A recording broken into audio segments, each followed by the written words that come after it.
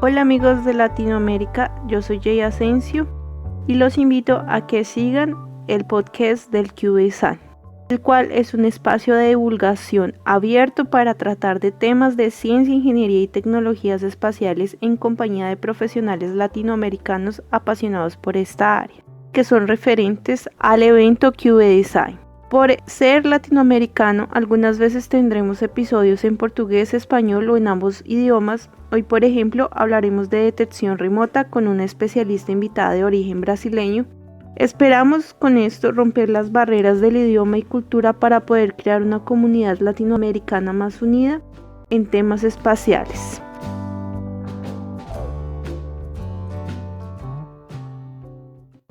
Oi pessoal, tudo bem? O meu nome é Tânia, eu sou aluna de mestrado no INPE, na área de sensoriamento remoto. Oi pessoal, eu sou a Jay Asensio, engenheira aeronáutica, com mestrado e doutoral na área de engenharia e tecnologias espaciais. Nós estamos aqui hoje com a Liana, que é doutora na área de sensoriamento remoto, para conversar sobre monitoramento de desastres naturais a partir do uso de sensoriamento remoto, que é a temática do próximo QDesign. O QDesign é uma competição de desenvolvimento de pequenos satélites que foi criada pelos alunos de pós-graduação do INPE no Brasil. Neste evento, pretende-se a aproximação da sociedade para ressaltar a importância das atividades no espaço.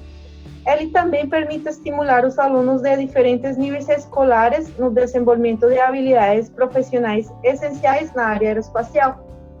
Bom, olá, obrigado a meninas pela oportunidade, muito bacana essa iniciativa de vocês e muito importante para construir esse elo entre a pesquisa e a sociedade, então acho que é um importante passo. Meu nome é Liana Anderson, eu sou bióloga de formação, com mestrado em sensoriamento remoto, doutorado e pós-doutorado na área de geografia e meio ambiente. E desde 2014 sou pesquisadora do CEMADEM, que é o Centro Nacional de Monitoramento e Alerta de Desastres Naturais. E desde 2012 eu sou do corpo docente da pós-graduação em sensoriamento remoto do INPE.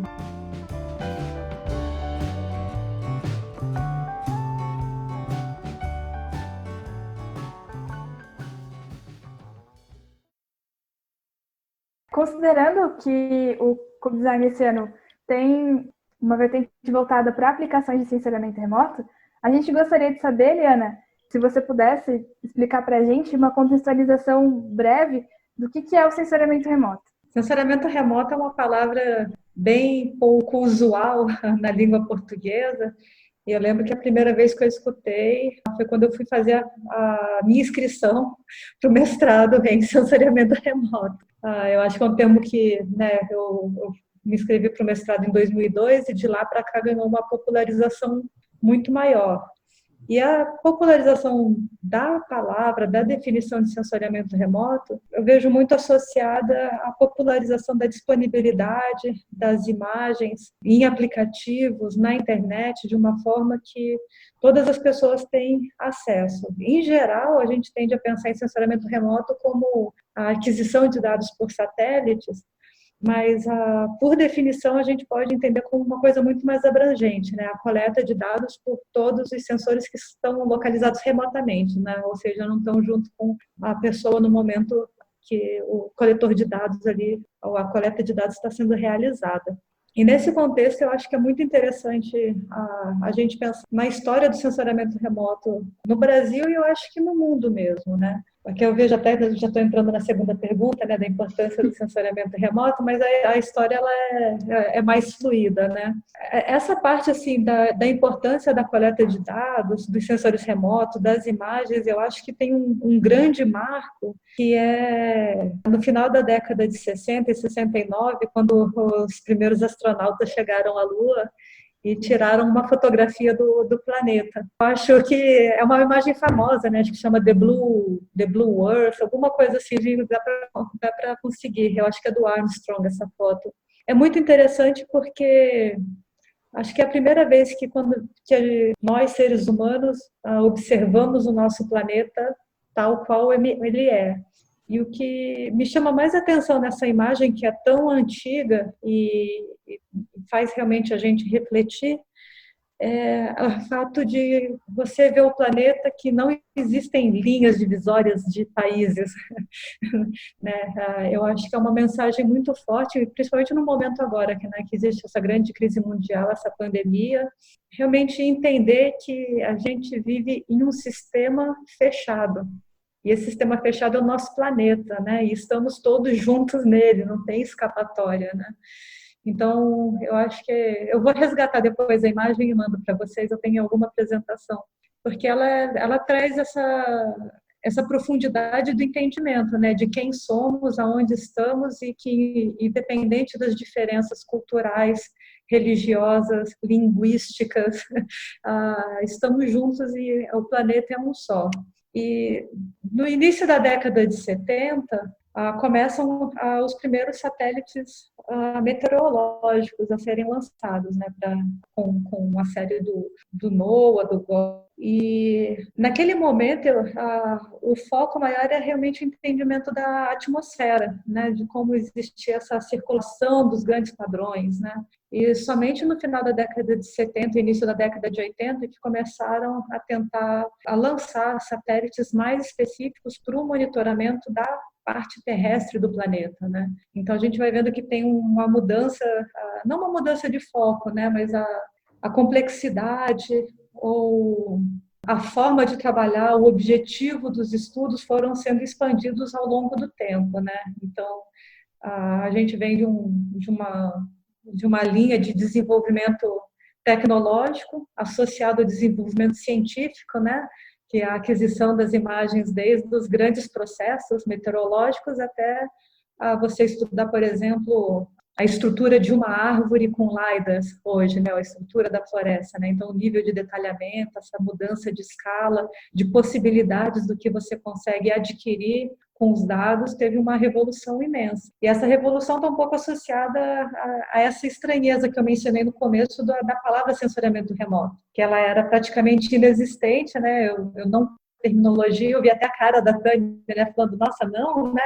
Porque acredito que na geografia ela deve talvez já desde do primeiro ano com parte essa linha de pesquisa, mas é uma coisa muito nova. E ela é muito nova e teve uma popularização muito rápida. Então, quando a gente pensa, né, nesses aplicativos, talvez um dos mais comuns, né, Google Earth, o Google Maps, que você consegue botar as imagens por trás, existe um desenvolvimento tecnológico e científico por trás disso que é imenso. Então, a sociedade, né, talvez sem muita reflexão, esteja se utilizando, né, de toda essa ciência e tecnologia que foi desenvolvida no seu dia a dia sem nem se dar conta da ciência que está por trás, do número de pesquisadores por trás, do financiamento que foi investido em ciência antes de entrar na indústria, né, antes de Google, que é uma indústria, né, incorporar toda essa ciência que a NASA já vinha desenvolvendo, liderando.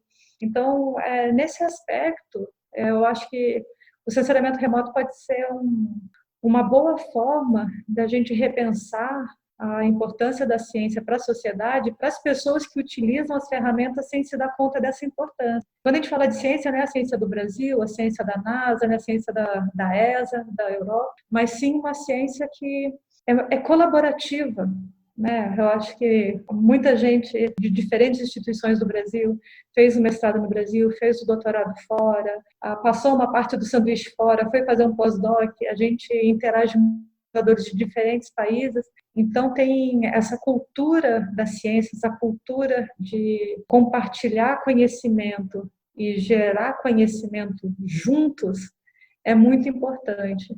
Então fica aqui uma deixa como um alerta realmente para a sociedade, né?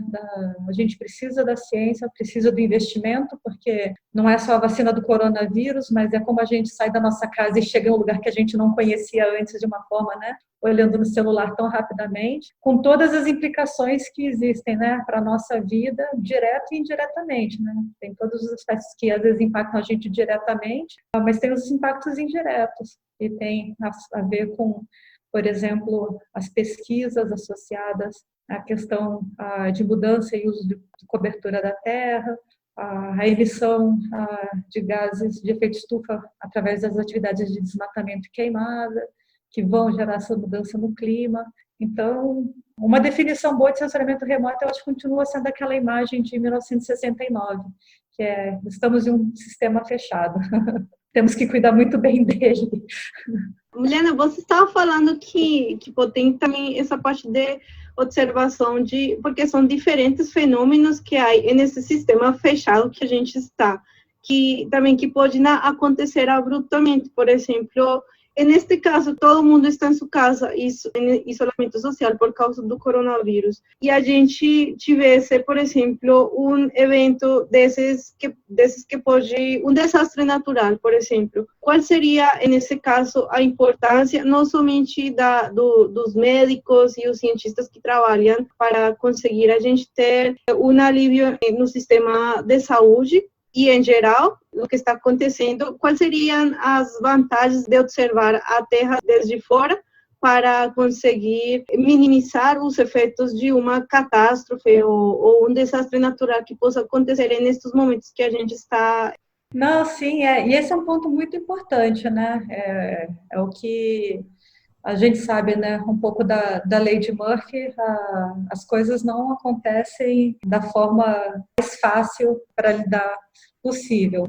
Por exemplo, durante as grandes inundações que tiveram no estado do Acre, que foi em janeiro de 2015, se eu não me engano, que o estado do Acre, né, o Rio Madeira inundou, o estado do Acre ficou isolado, e lá é um lugar, por exemplo, que o único meio de comunicação, o melhor meio de comunicação com o resto do país é através de uma rodovia federal que ficou inundada. Então, não tinha, por exemplo, como chegar aos caminhões de alimentos, eles escoarem a produção. Associado a esse grande evento, culminou com a chegada de muitos imigrantes do grande desastre do Haiti, que aconteceu 2 ou 3 anos anteriormente.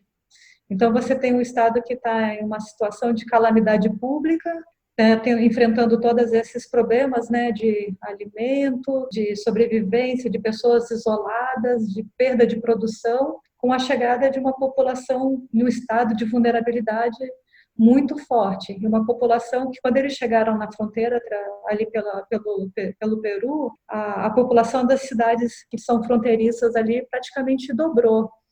Então, você imagina assim o caos que é. E isso daí é uma reflexão de um professor que chama Foster Brown, que ele sempre fala: você acha que você está preparado e alguma coisa em cima disso pode vir a acontecer. E são coisas inesperadas. Quem poderia imaginar que ia ter essa onda de imigração chegando?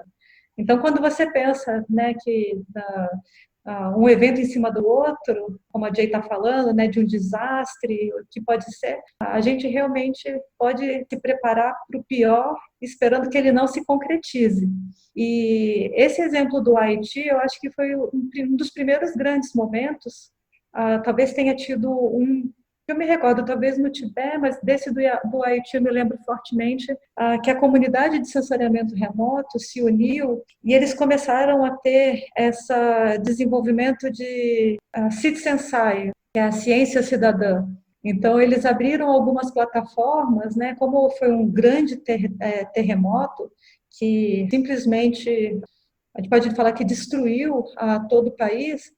Então, as pessoas de ajuda humanitária que estavam lá preocupadas e tentando socorrer outras pessoas, você não sabe se uma rua está aberta, se foi interditada, como eu chego de um lugar ao outro. Então, abriu essa grande comunidade internacional de voluntários, que foram pessoas que, em cima das imagens de alta resolução, iam mapeando as vias de acesso, calculando as distâncias para ter uma informação para as equipes de campo se organizarem, né?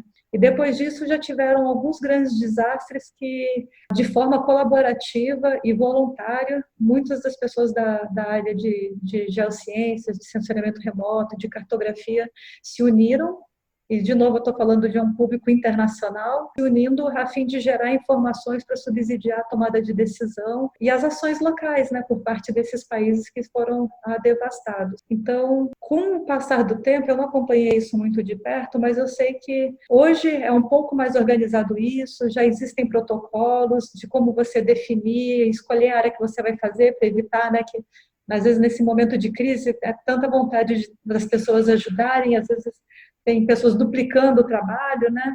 Então, começou a ter uma organização maior também de como se estruturar para que todo mundo possa ajudar de forma mais eficiente para a geração dessas informações. Então, frente a esses períodos de crise, existe novamente, né, essa comunidade forte internacional associada à área de sensoriamento remoto, de geoprocessamento, que se mobiliza muito rapidamente.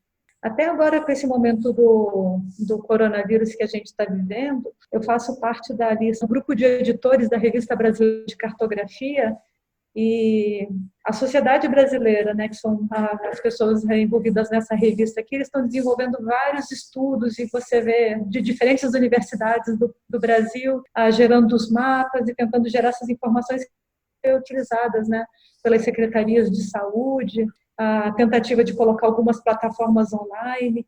Então, eu acho que nesse momento, assim, novamente fica muito clara a importância da gente entender a informação geográfica, a informação atual, né, com essa temporalidade, que são ferramentas que o geoprocessamento, o sensoriamento remoto podem prover para a sociedade. Muito interessante a tua fala. A gente até tinha uma pergunta relacionada a isso, porque o sensoriamento remoto, ele pode também unir as pessoas, né? E o exemplo que você deu do terremoto que aconteceu no Haiti, eu desconhecia, eu fiquei bem admirada com o trabalho que foi feito, porque eu não conhecia, né? A primeira vez que eu ouvi falar sobre esse tipo de trabalho e sobre essa união entre as pessoas foi mais recentemente no caso de Brumadinho, onde teve aquele grande acidente ou crime, como preferirem colocar, e eu vi que várias pessoas se dispuseram a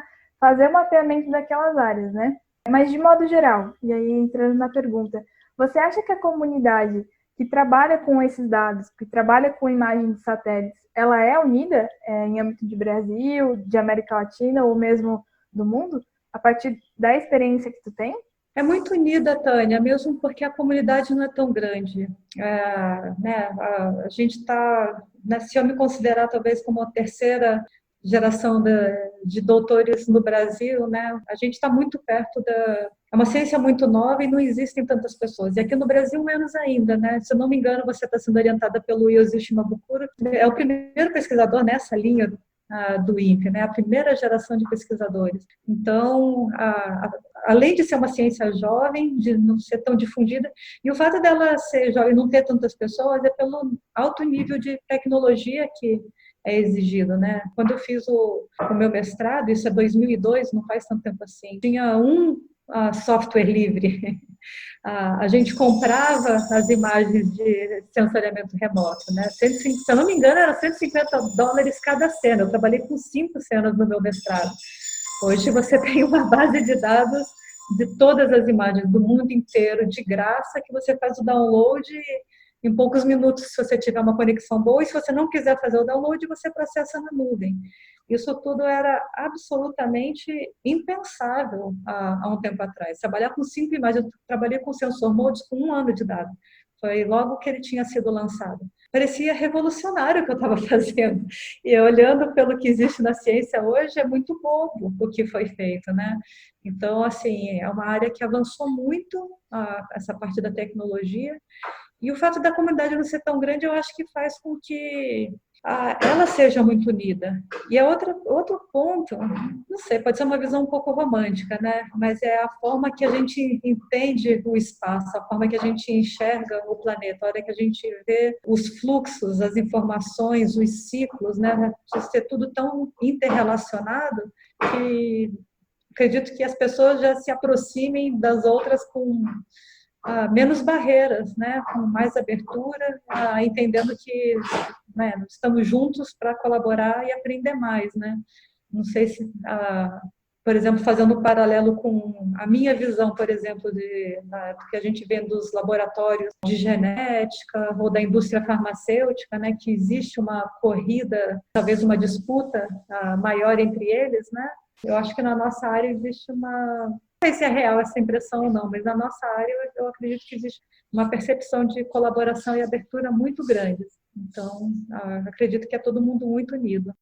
Também gostaria de saber qual é o papel do sensoramento remoto, tanto no Brasil como na América Latina. Esse ponto que você falou, eu acho que é bastante importante, porque se a gente olha para a história do sensoriamento remoto, né, das conversas que eu tenho, né, do início ali do INPE, muito no princípio, o uso das imagens era para fazer a verificação, por exemplo, das áreas que haviam sido selecionadas para ter algum tipo de crédito do Banco do Brasil, realmente estavam cumprindo com o acordo que eles tinham. E naquele momento, isso aqui é início da década de 80, era de desmontar.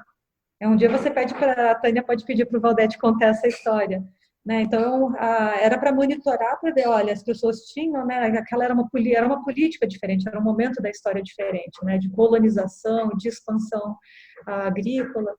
Então o INPE era responsável para garantir, né? Para ver se realmente o pessoal estava colocando abaixo a floresta para ocupar essas áreas e começar a produzir com base no crédito agrícola que eles estavam aplicando. E com o desenvolvimento e o monitoramento dessas atividades, no final da década de 80, começa a ter esse monitoramento da década de 70, né? Início da década de 80, o monitoramento do desmatamento na Amazônia. E até então era um dado que era para ser utilizado, digamos, não com essa finalidade de simplesmente monitorar e avaliar onde estavam indo, como era o processo da ocupação da Amazônia, aonde eram os núcleos, né, para fins de planejamento e desenvolvimento territorial. E nesse sentido eu acho que não é diferente nos outros países da América Latina, né? Então teve todo esse desenvolvimento. No entanto, no início da década de 2000, quando o desmatamento começa a atingir taxas muito altas e começa a ter um pouco melhor esse entendimento da importância da emissão de gases de efeito estufa para a atmosfera devido ao desmatamento. Existe internacionalmente, né, os grandes acordos, né? Teve o primeiro que foi a ECO 92, mas isso ainda era muito incipiente, digamos, em termos políticos. Mas com o passar dos anos, a importância do conhecimento dessa mudança do uso da terra, derrubada de florestas nativas, substituição da vegetação original, ela tomou outras proporções. Então, no final de 2004, começa a se fazer, por exemplo, na Amazônia, o plano, é o PPCDAM, o Plano Plurianual de Controle do Desmatamento. Depois teria que ver o nome certinho para fornecer, né? Mas esse é o Plano PPCDAM. Então, a gente sai do uso das imagens para fins de monitoramento e a gente observa que as imagens começam, né, o dado que a gente tira dessas imagens, as informações produzidas, começam a subsidiar políticas nacionais. Então, a gente tem uma mudança de escala do nível de permeabilidade dessa informação que é gerada, né, de uma coisa mais técnica para uma coisa política. E associado a isso, se a gente vê mais recentemente, né, com o Acordo de Paris, com a meta de mudanças climáticas, né, o INDC, que são as metas que cada país se compromete em reduzir em termos de mudanças climáticas, a gente percebe um outro salto dessas informações. Então, a gente começa a utilizar essas informações de observação da Terra, de mudança do uso da Terra, de mudança da cobertura da Terra, influenciando políticas internacionais. Então, é uma mudança de escala, né, que eram dados gerados para questões locais, para fins de crédito agrícola, de pequenos produtores e etc., né, para planejamento territorial numa escala muito menor, passando para políticas nacionais e políticas internacionais. E isso é muito importante não só para o Brasil, mas para toda a América Latina, né, porque todos os países estão, né, nessa grande onda de desenvolvimento, e é um desenvolvimento que ainda segue um modelo, digamos, ultrapassado do que precisa realmente ser feito em termos de desenvolvimento, né? A questão do desenvolvimento sustentável é um discurso muito recente para a política, né? Na parte técnica isso já vem sendo discutido há muito tempo, mas no discurso político isso ainda é muito incipiente. E isso só é possível, né, a gente pensar em como como fazer essa sustentabilidade, como fazer esse desenvolvimento, a partir do momento que você entende o seu território, que você tem o registro, você conhece os processos e você sabe o que significa você ter um processo. Você sabe, se você tem desmatamento acontecendo, você provavelmente vai vir uma queimada em seguida, vai aumentar o risco de você ter um incêndio florestal. Se você tem essas atividades acontecendo, então você provavelmente vai ter o aumento da emissão de particulados para a atmosfera, você vai ter mais pessoas doentes com problemas de doenças respiratórias,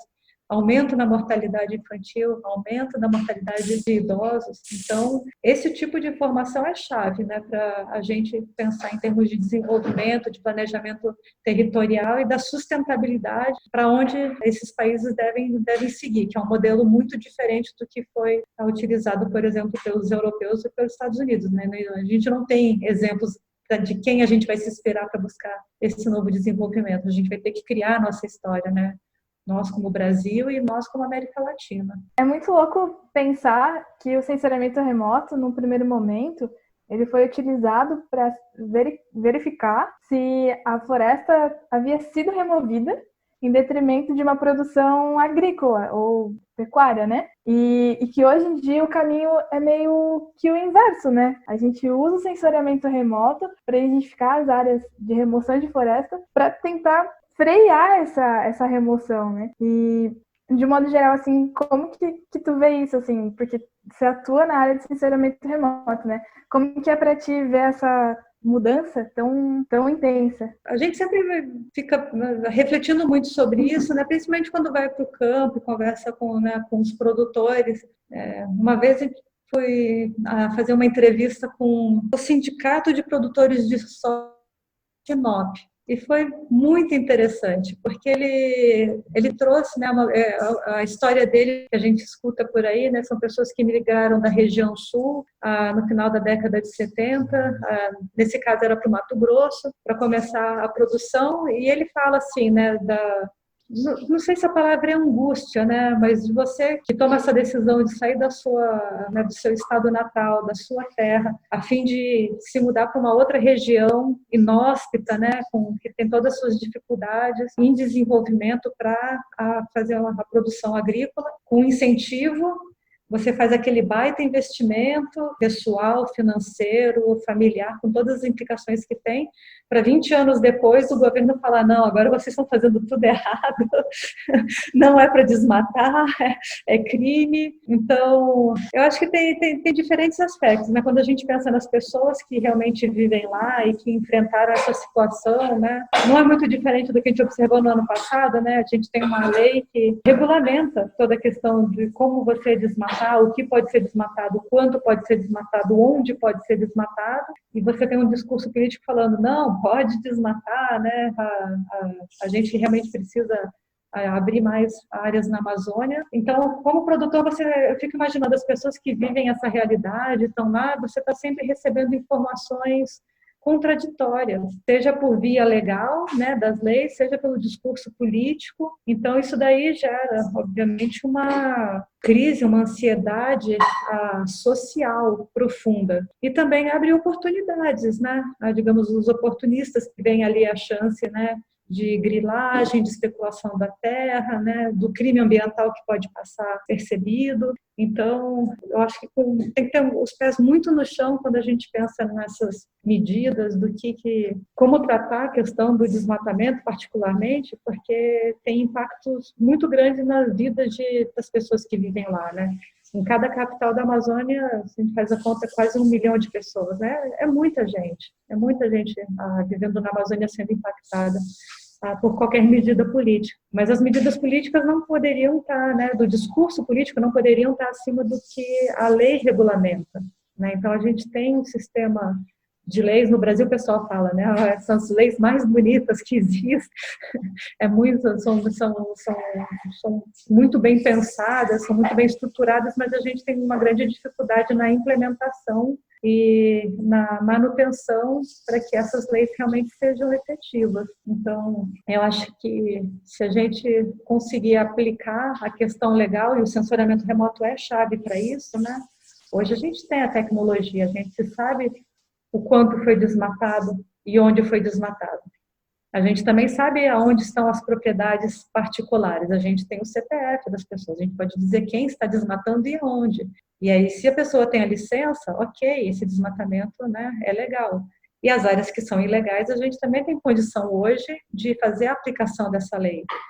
Então, eu sinto assim que, né, a gente tem um nível de informação tecnológica maduro, tem um nível legal maduro, mas a gente não tem um nível de, talvez, política, de implementação desse sistema que possa auxiliar nesse processo, né, de permitir que quem está fazendo as atividades legalmente não seja considerado um criminoso, né, porque a hora que fala do desmatamento, e todo mundo que desmatou parece que vira um criminoso imediatamente, não é verdade, né? Então, existem os desmatamentos que são legais, existem os pequenos produtores que têm o desmatamento legal, as populações tradicionais que vivem em unidades de conservação têm os direitos, né? Tem as normas, mas existem todos esses processos que são legais. E existem os ilegais também, né, que são os desmatamentos em áreas da União, em territórios públicos. Então, assim, eu vejo que assim, como o sensoriamento remoto ele está sendo subutilizado durante esses momentos de crise para ajudar. Por exemplo, no ano passado, a gente sabia, né, aonde estava queimando e quem estava queimando, né, em termos de propriedade de privada. E a gente sabe que essas queimadas, na sua grande maioria, não são legais. Você precisa de uma autorização para poder utilizar o fogo. Então, não sei, eu acho assim que o sensoriamento remoto tem um papel importante e que pode subsidiar, elucidar um pouco esse conflito que você colocou na sua pergunta, né? Como é que a gente vê, né? Em uma hora as pessoas estão sendo culpadas, outra hora são beneficiadas ou estimuladas a fazer essas atividades. Na década de 60, de 70, a gente não tinha isso, mas hoje a gente tem, né? São todas informações públicas, né? Esse é um outro aspecto que é importante. Nem todos os países da América Latina têm as bases de dados públicas que nós temos aqui. A gente tem dados de censos de tudo que você possa imaginar pelo IBGE. Tem os dados de desmatamento que o INPE gera e espero que continue gerando, não só para a Amazônia, para o país todo, né? Sendo disponibilizados gratuitamente. Os dados de focos de calor dos diferentes satélites, né? Que tanto europeus, americanos, indianos, né? Toda essa gama sendo disponibilizada. Então, e a gente tem um conhecimento técnico, e isso é um outro ponto importante, né? No Brasil a gente tem essa maturidade técnica, né? Vocês estão fazendo, a Jay acabou de terminar o doutorado, a Tânia está no mestrado, em um centro de excelência que não deixa nada a desejar em outros locais do mundo, né? Então a gente tem a capacidade técnica. Então realmente o que falta às vezes a gente tem os empecilhos burocráticos e tem alguns empecilhos que às vezes dá vontade do governo e não a vontade do Estado do Brasil. Entrando na parte um pouco mais técnica, que seria a parte dos sensores que vocês utilizavam no começo, quando foi construído o INPE, até os que são utilizados hoje por vocês na área do sensoramento remoto. Eu posso falar um pouco sobre isso, eu acho que eu não sou a melhor pessoa para trazer um pouco dessa história. Mas a história do sensoriamento no INPE, para essa parte de monitoramento ambiental, da parte territorial, né, do sensoriamento remoto da Terra, é fortemente baseada na história do satélite Landsat e depois, recentemente, né, na década de 2000, com os dados do CIBERS. Quando eu fui fazer o meu mestrado lá em 2002, foi um momento também que foi uma grande mudança na história, porque coincidiu, né, tinha sido recém-lançado o satélite Terra com o sensor MODIS, que é usado até hoje para todos os estudos, né, na parte de oceanos, atmosfera e terrestre. Mas foi, junto com o lançamento desse satélite, uma nova visão, que foi a visão de produtos. Então, um grande salto que teve era antes você tinha as imagens disponibilizadas, né, do satélite. Então, tem lá, você pega uma imagem que tem as diferentes bandas espectrais e, de repente, você já tem produtos sendo disponibilizados. Então, você, além de ter essas imagens, você tem uma máscara de nuvem, você tem uma detecção do desmatamento, você tem uma máscara de floresta, tem uma área de agricultura, então tem uma grande gama de produtos que foi disponibilizar isso teve uma mudança muito grande na geração da ciência, né? Acho que mudou muito a responsabilidade das pessoas utilizando e gerando esse tipo de informação, né? Não é mais suficiente a gente conseguir lançar um satélite, ter imagens bem calibradas e prontas para usar. Você já deixa ela um pouco mais digerida para o usuário final, seja para fazer pesquisa em cima daquilo, seja para tomadores de decisão que tem uma capacidade técnica, né, ou tem uma equipe técnica que possa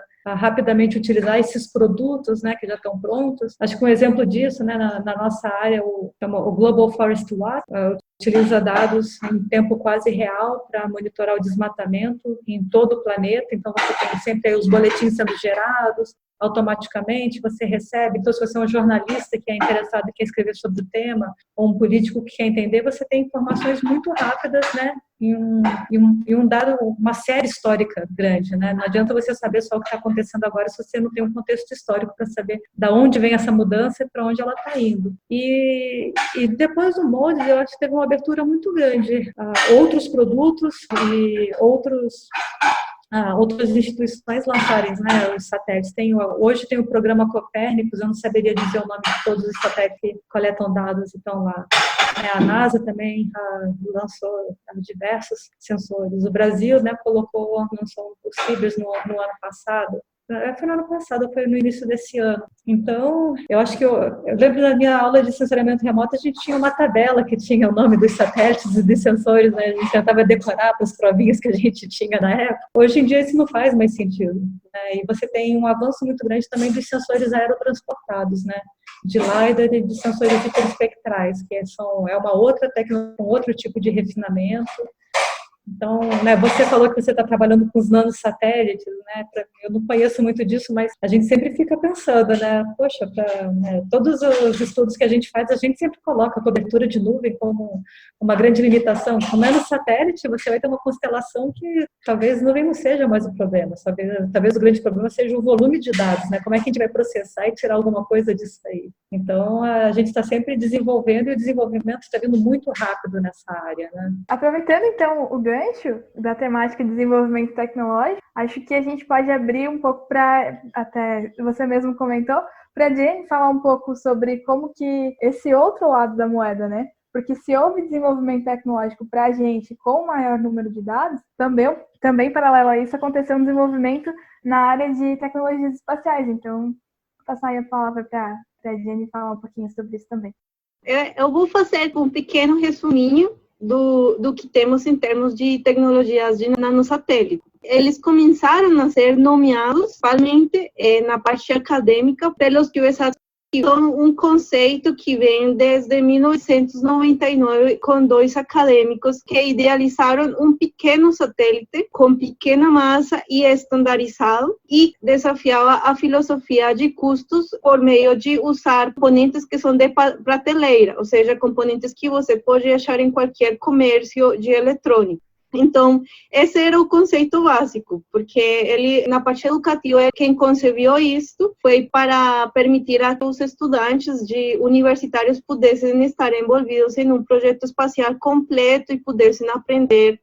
E, atualmente, vendo o sucesso que tem feito esses nanosatélites na parte acadêmica, a indústria tem acolhido a ideia e tem começado a desenvolver nanosatélites. Então, com isso que vem desenvolvimento, por exemplo, de subsistemas menores, por exemplo, de sensores que podem ser utilizados com capacidades adequadas para fazer sensoramento remoto. Você também pode construir constelações, como a Liana falou, constelações ou diferentes tipos de conceitos de missão, permitem melhor aquisição de dados no espaço, não somente aplicados a partir do sensoramento remoto, sino também, por exemplo, a clima espacial, detecção de partículas no espaço e gerar diferentes aplicações assim que tem conseguido que os satélites tenham características disruptivas e que sejam parte do que atualmente eles chamam de novo espaço. Então, é praticamente isso.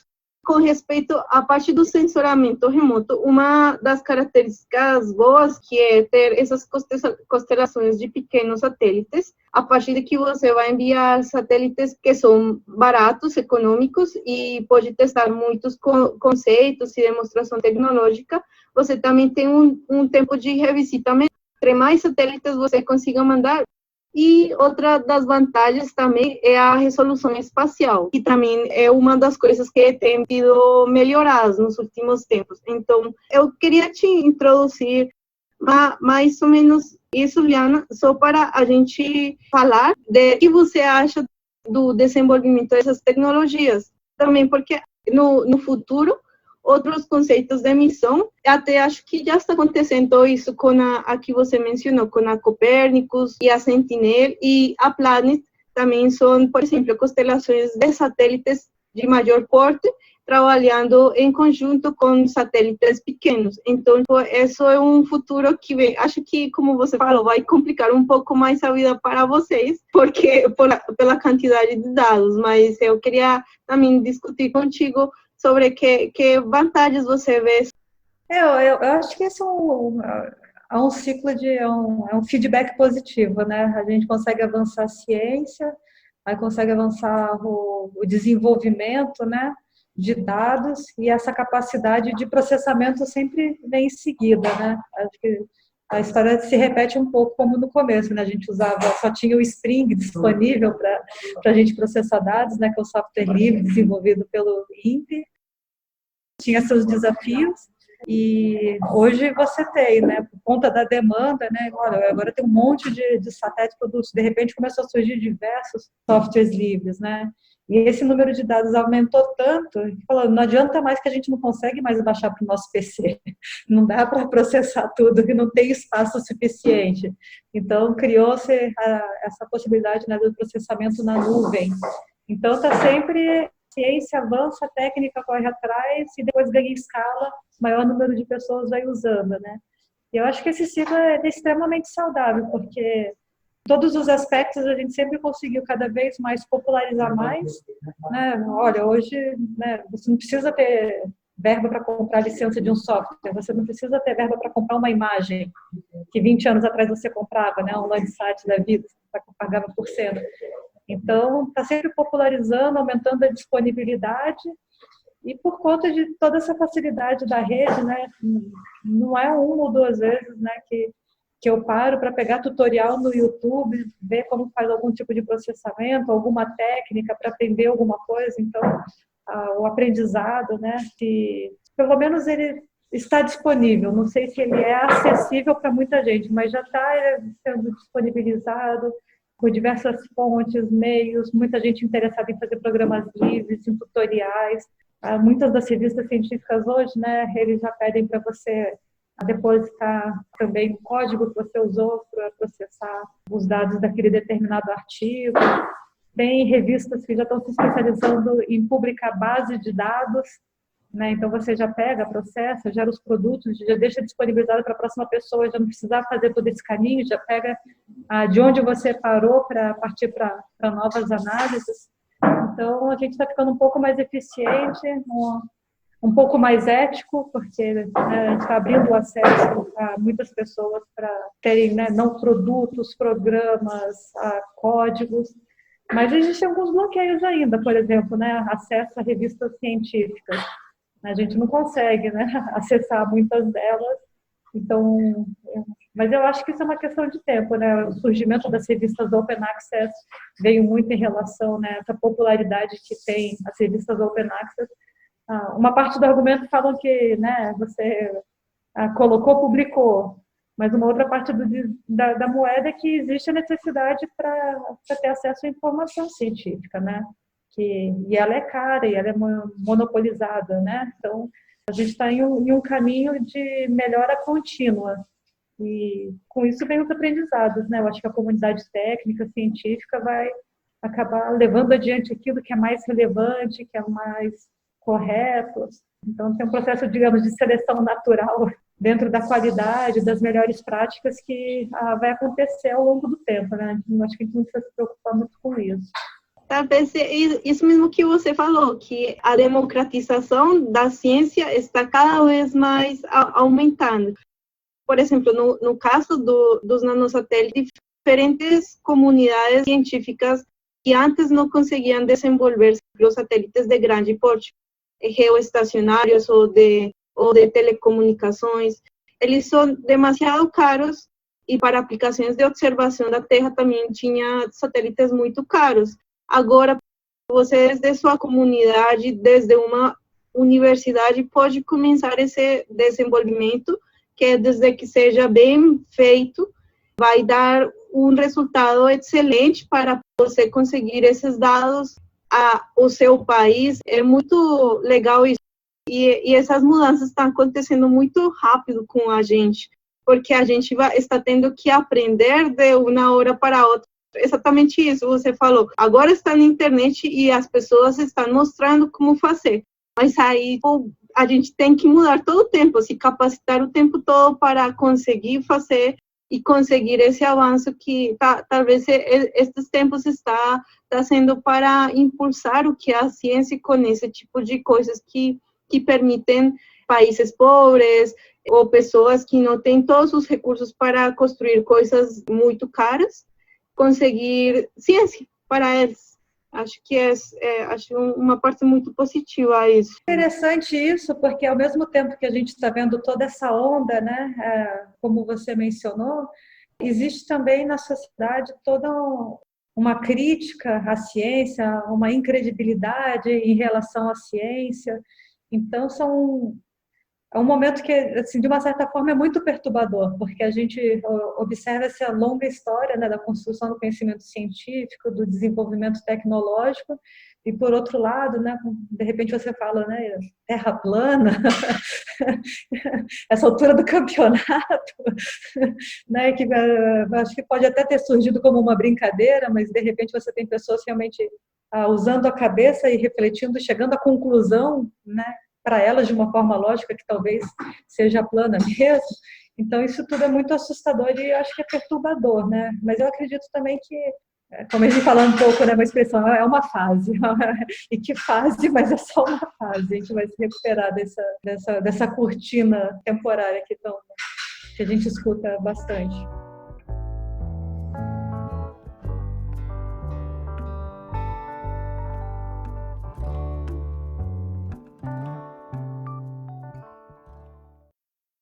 Paralelo ao desenvolvimento tecnológico, que já foi abordado, explicado pela Jenny também, com a inserção de novas tecnologias, o INPE promove, está caminhando para a terceira edição, que por enquanto está congelado por conta do coronavírus, o Cube Design, né? Até ia pedir para a Jenny contextualizar um pouco sobre o que é o Cube Design e a importância dele, para a gente também explorar um pouco essa temática. O Design é um evento que promove a divulgação das ciências, tecnologia e engenharia espacial. Tem diferentes categorias, onde diferentes universitários, pessoal do ensino médio e também do ensino fundamental participa em diferentes desafios que é mais um pouco focado a parte de tecnologia de satélites ou de foguetes, por exemplo. Mas dentro do evento nós queremos inserir a parte onde as pessoas consigam aprender de ciências também, das ciências básicas, fundamentais, da aplicação de você desenvolver, por exemplo, um pequeno satélite ou um foguete, qual a importância disso.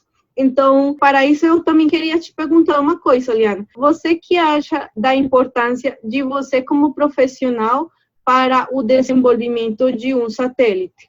Porque a gente faz o meio que vocês usam, mas vocês são os principais usuários, então eu queria saber qual você acha que é a sua importância dentro do desenvolvimento, desde a parte de concepção até a parte de operação do satélite.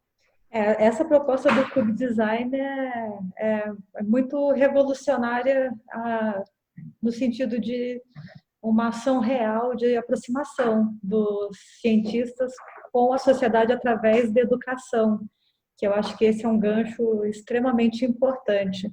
E eu acho que esse estreitamento das relações, né, da educação com a ciência, a gente vai, a longo prazo, colher bons frutos, né? Porque você tem, primeiro, você vê, né, crianças tendo acesso ao pensamento sobre satélites, né, ou foguetes, ao que vai ser gerado, né? Eu acho que eu nunca tive esse tipo de contato na minha infância. Então já muda um pouco a sua percepção em relação, ou aumenta a sua sensibilidade para esse tema, né? E como você tem um momento que é muito, muito novo da sua vida, da sua carreira, eu acho que vai fazer com que as pessoas tenham uma melhor capacidade de entender, de se comunicar, de perceber as diferenças, né, das necessidades dos diferentes usuários, né, do sensoriamento remoto. Então, para mim, como usuário final, né, e cada vez mais final, hoje eu já nem processo, né, tantos dados, eu sou quase uma usuária de produtos que já são gerados, né? Eu acho que muitas pessoas que hoje em dia, né, não estão mais na linha de frente da geração de produtos, são usuários, a gente tem colhido bons frutos, porque todo esse desenvolvimento, esse aprimoramento que vem até o dado, né, até a informação chegar na nossa mão, uma informação já digerida de melhor qualidade, com uma melhor temporalidade, com uma solução, todos esses aspectos fazem com que o processo fique muito mais eficiente. Então, é uma linha de desenvolvimento importante e eu acho que cada vez mais a gente está colhendo bons frutos em relação a isso, né? E conseguindo extrair mais informações, mais inovação, entendimento de processos e ciclos no planeta. Então, é muito interessante isso daí.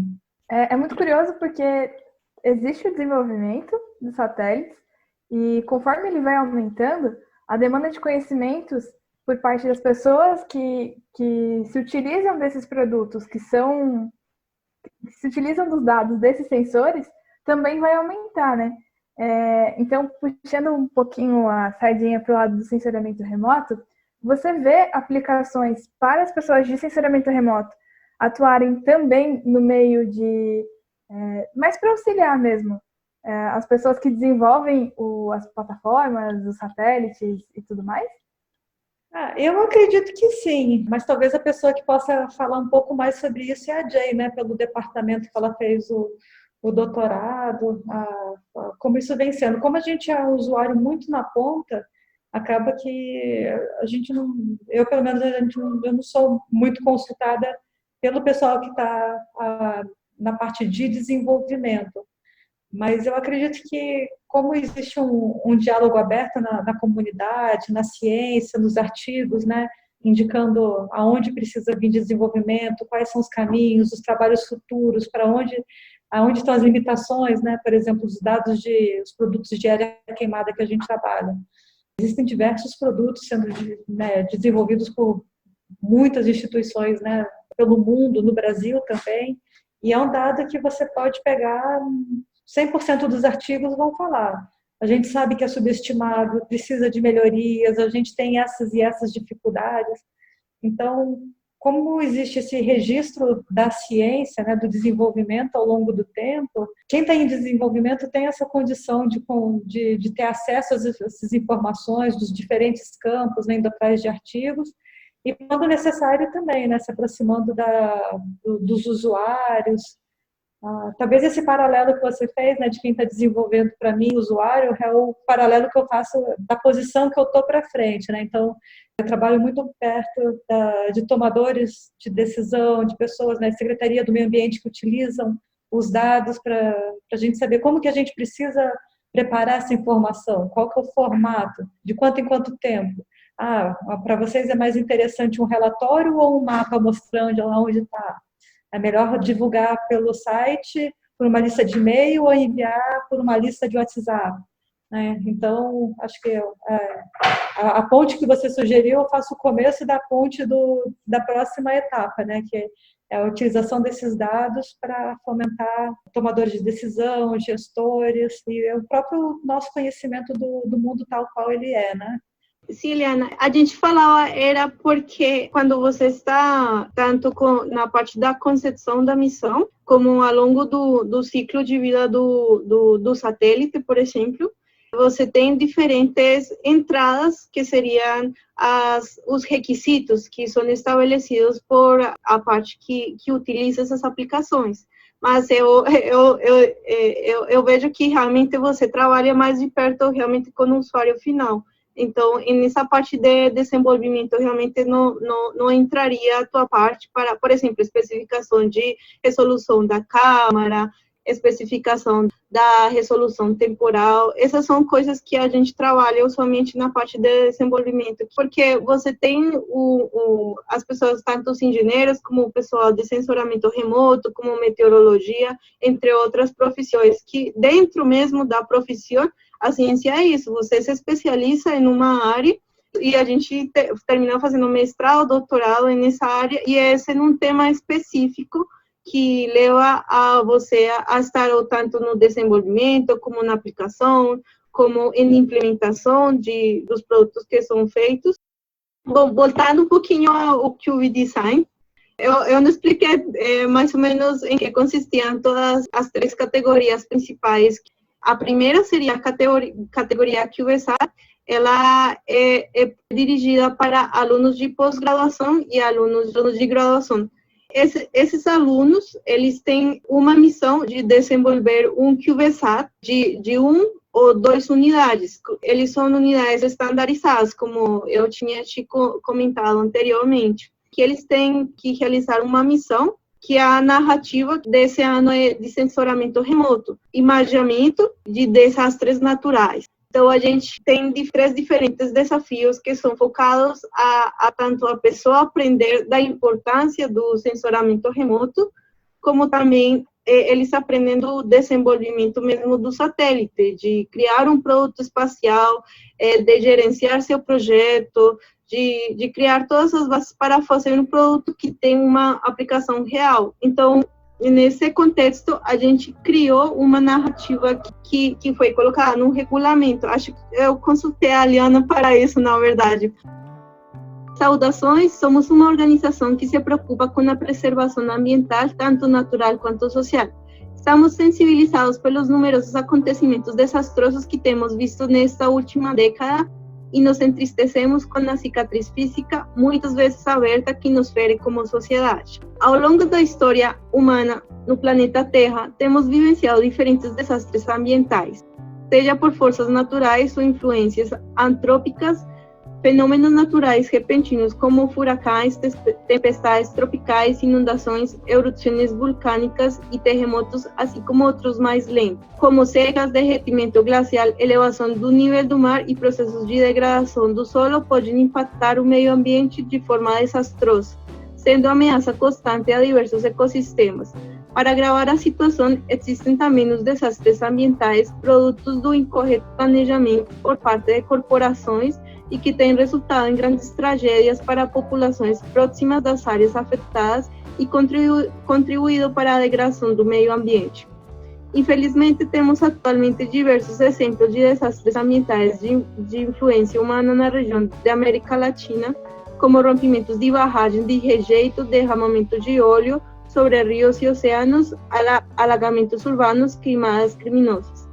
Além disso, os desastres ambientais aumentam a gravidade dos efeitos de crises sociais e políticas que já existem em diferentes países das regiões afetadas.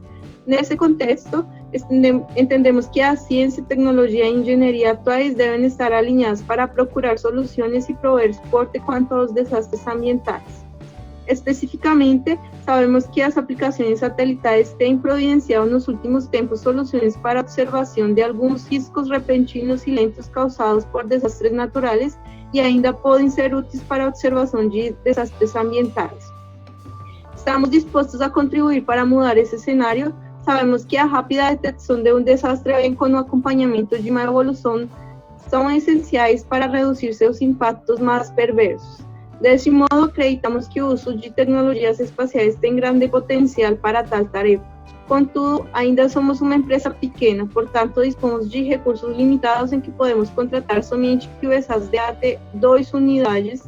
Assim, buscamos soluções de rápido desenvolvimento e mais baratas. Portanto, queremos analisar a viabilidade do uso de QBSATs e gostaríamos de consultar da organização do QDesign de avaliar empresas que apresentem soluções espaciais capazes de... Essas são as 3 coisas que nós queremos monitorar, que sugerimos para os meninos das missões, que seria monitorar o vazamento de óleo nas praias brasileiras, monitorar áreas de risco de barragem, cidades possivelmente atingidas por curso da lama, monitorar áreas de risco de inundações e identificar anomalias de terreno que podem indicar impacto ambiental.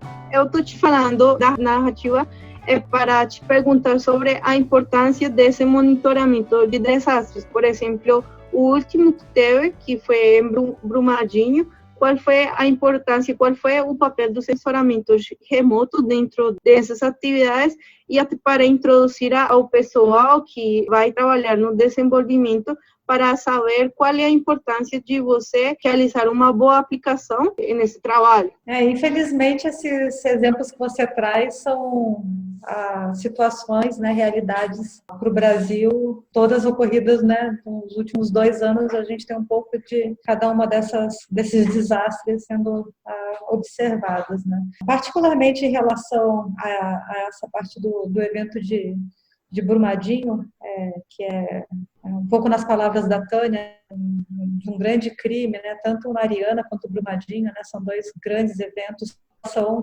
segue esperando resposta, esperando justiça. A parte ambiental não é diferente, né? Eu acho que os impactos, né, ambientais, sociais que aconteceram lá vão ser sofridos não só por uma geração, mas por gerações que estão por vir. Desafio para os alunos de graduação é muito interessante porque existe a possibilidade de pensar em qual fase do desastre eles podem colocar, né? Pelo que eu entendo, são 2 satélites irmãos, né? Então eles podem coletar informações complementares. Então eu fico imaginando, né, que tipo de desenvolvimento que eles podem propor.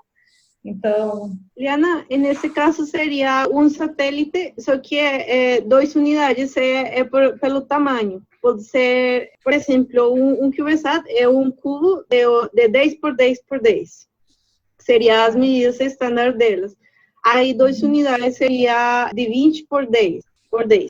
A nossa ideia é colocar uma maquete com essas 3 diferentes possibilidades de monitoramento, que seria o vazamento do óleo nas praias brasileiras, a parte de monitorear a área de risco de barragem, área de risco de inundações e ver algumas anomalias que pode identificar quais áreas foram impactadas por aqueles desastres. E o satélite vai ficar pendurado em cima da maquete para identificar e eles poderem pegar as imagens e eles indicarem essa parte não, aqui foi inundado, aqui que consequência, eles tirar mesmo suas próprias conclusões. Nisso, a gente gostaria também saber quais seriam, por exemplo, as sugestões para eles processarem esse tipo de imagens que você sugeriria, sabendo que nesse momento não vai ser algo que é totalmente real, monitorear uma parte muito, porque não é um satélite que está, senão vai ser uma maquete, vai ser algo como mais representativo do que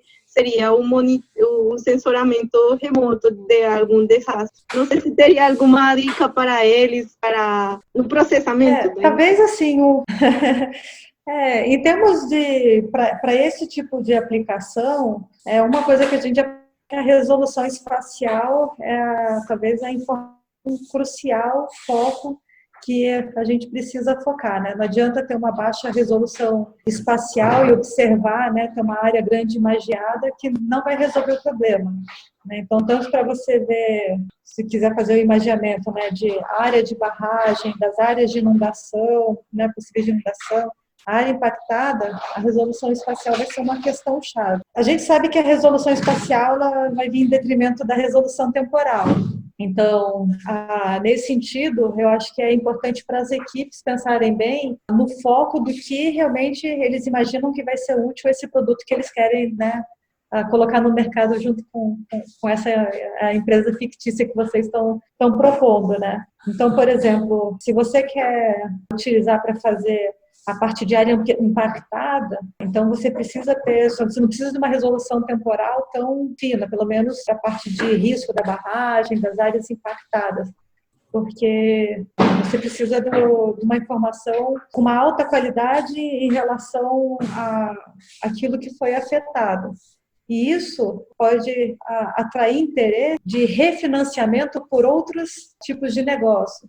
por exemplo, as seguradoras, né, empresas de seguro. Olha, para eles é muito importante ter esse detalhamento, por exemplo, da área impactada, do grau de impacto, porque isso daí pode ajudar eles a começarem a pensar na questão econômica, né, de como que a gente faz um seguro para desastres naturais. No Brasil não existe ainda um mercado de seguro para desastres naturais, né, mas existem outros países que já são, eles já têm uma ideia. Como que esse mercado foi instalado? Esse mercado de seguro foi instalado porque você tinha informações muito precisas, né, em relação ao impacto. Então, com as imagens, você vai conseguir tirar a área impactada. A total dimensão do impacto vai ter que ser associado sempre às missões de campo, a outros tipos de levantamento. Mas se você não tem área impactada, você não tem nem o começo da história, né? Então, eu acho que essa é uma sugestão de linha que eu acho que é bastante importante. E a outra coisa, né, como você falou, né, de você ter talvez uma grande resolução temporal, mas ele não vai estar disponível por muito tempo. Essa flexibilidade que talvez o nanosatélite tenha, né? Você teve um evento, você consegue lançar o seu nanosatélite, que vai coletar informação muito específica sobre aquele evento, e aí vai sair de linha, né? Então, eu acho que esse daí pode ser um dos possíveis caminhos para inspirar o desenvolvimento do nanosatélite. Talvez seria como umas ideias também de futuros tipos de negócios que você poderia fazer com os nanosatélites. Exatamente isso de oferecer algum serviço para as seguradoras poder ver qual seria o impacto. Acho que é também legal ter isso como plus dentro do evento também, porque você ensina qual é a aplicação, ensina como teria que fazer o desenvolvimento e também algumas ideias para futuros projetos que podem se tornar realidade no longe, sino já quase depois deles participarem do evento, as que resolverem ter um investimento nessa parte. Então, acho legal também isso, que isso motivaria para isso. Novos microempresários da área aeroespacial, acho. Em aplicações, no caso. Ou também em desenvolvimento.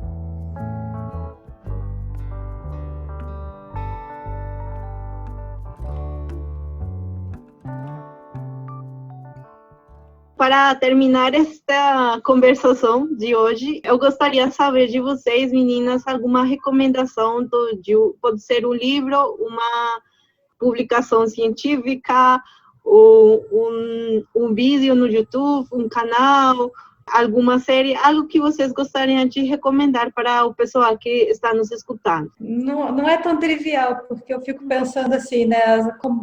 A gente está sendo bombardeado, principalmente nas últimas semanas, são notícias trágicas, difíceis, são pessoas em dificuldade. Então, é um momento que eu acho que é importante, às vezes, a gente sair um pouco da parte acadêmica do nosso dia a dia, né, que acaba consumindo 24 horas do nosso dia, né, a gente fica muito mergulhado no tema, mas para refletir um pouco sobre o mundo que a gente quer. Essa é a primeira grande epidemia mundial, não é a última. E associado a isso, a gente sabe que tem as questões de mudanças climáticas, o clima está mudando, o padrão de chuva está mudando, a qualidade da água disponível, além de diminuir a qualidade, é cada vez mais questionável. A qualidade dos alimentos, dos agrotóxicos, estão atingindo níveis, né, que a gente sabe que fazem mal à saúde.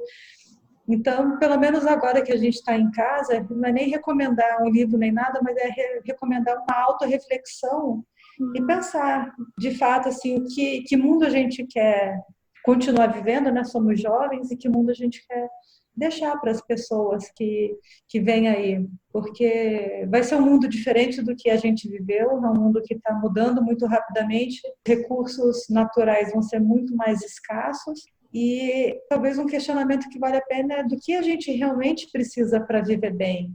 Né? Será que a gente, um exemplo bobo, né, precisa comer morango o ano todo, ou a gente pode comer o morango na estação do inverno, que é quando é produzido naturalmente aqui? Será que a gente precisa dessa carga toda de agrotóxicos para consumir, para a produção de alimentos que a gente vê que existe tanto desperdício, e por outro lado existe a fome também?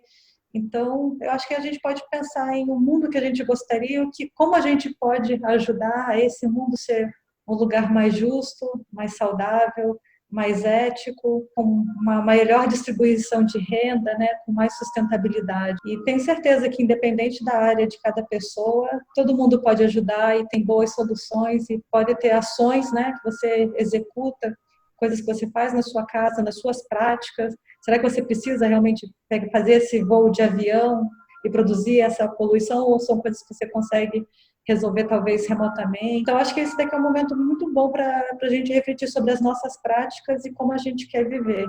Legal, muito bonita suas palavras, Liana. Acho que realmente a gente está no momento que tem que pensar que vamos ser como seres humanos no tempo que vai para a frente, né? Tânia, tem alguma recomendação? Bom, eu tenho uma que é associada a um aplicativo. Considerando que a gente vive numa correria muito grande, é difícil parar para ter tempo para observar. Eu gosto muito, muito mesmo de observar o céu à noite, e as estrelas e constelações. Tem um aplicativo chamado SkyMap, que ele identifica vários astros. Na verdade, tu aponta o teu telefone, a câmera do teu telefone para o espaço, e ele diz qual que é aquele astro, e uma série de informações sobre ele. Então, considerando que estamos em nossas casas por conta do coronavírus e as famílias estão juntas, tirar também um tempo da noite, nesse caso, para olhar para cima e lembrar que a gente é pequeno, que a gente é frágil e que a gente precisa cuidar também da gente e da Terra, né? A minha recomendação é precisamente o nome da minha gata, Chernobyl. É uma série da HBO que é muito legal, porque ela fala exatamente sobre o incidente que teve com a planta nuclear lá em Chernobyl, mas é uma série que se aproxima a muitos fatos. E eu sei disso porque o meu orientador, ele é ucraniano, e ele tem me contado muito sobre, é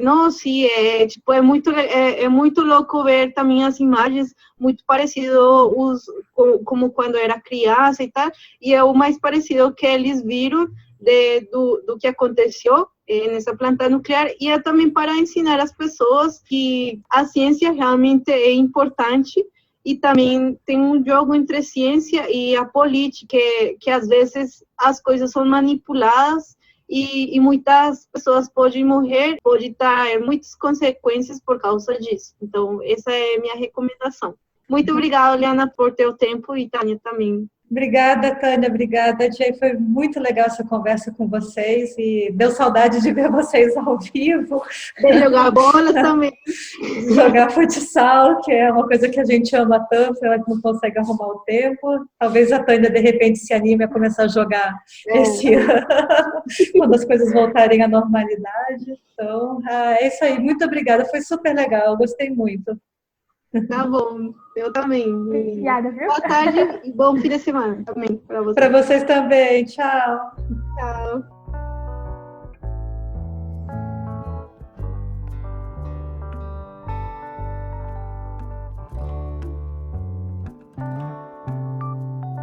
Pode nos seguir nas nossas redes sociais, Instagram como qdesign.imp, Facebook qdesign. Também pode nos enviar suas sugestões ou temáticas que gostariam que falássemos neste meio. Síganos en nuestras redes sociales, Instagram como qdesign.imp, en Facebook como qdesign. También pueden enviarnos sus sugerencias y las temáticas que les gustaría abordar por este medio.